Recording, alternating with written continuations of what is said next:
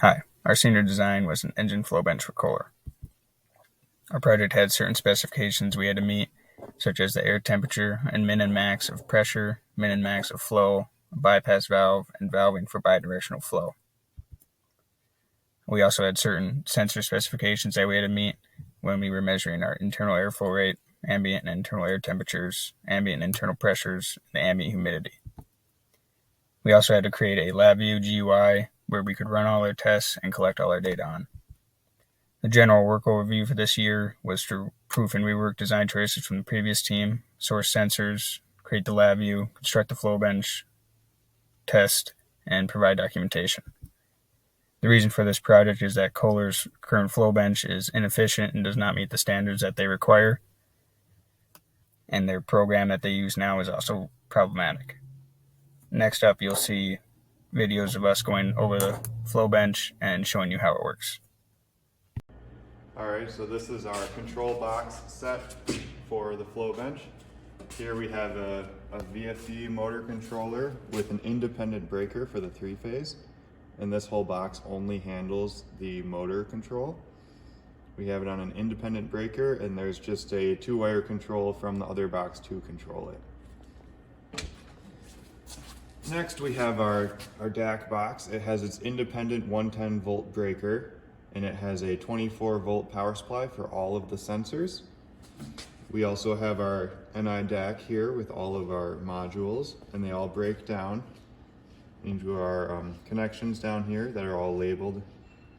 They all come down as independent wires and go out to the test bench.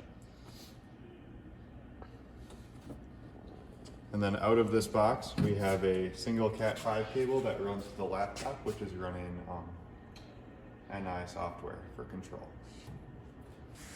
This is the pipe section for our flow bench. We have the motor, which intakes and exhausts through the 2 3-way valves, which then go through a Y junction into our straightening section.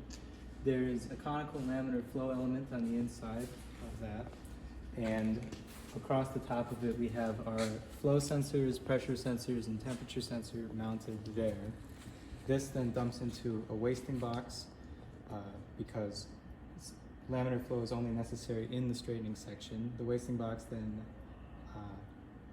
slows down the air and allows it to flow through the top plate where test pieces are mounted so that you can actually use the flow bench. So this is our engine flow bench. We're going to do a slow ramp up in positive pressure. We're going to be blowing through what would be the cylinder head here. And then we're going to change direction mid-test, and then it will start sucking, and then we're going to slowly bring down our motor speed again.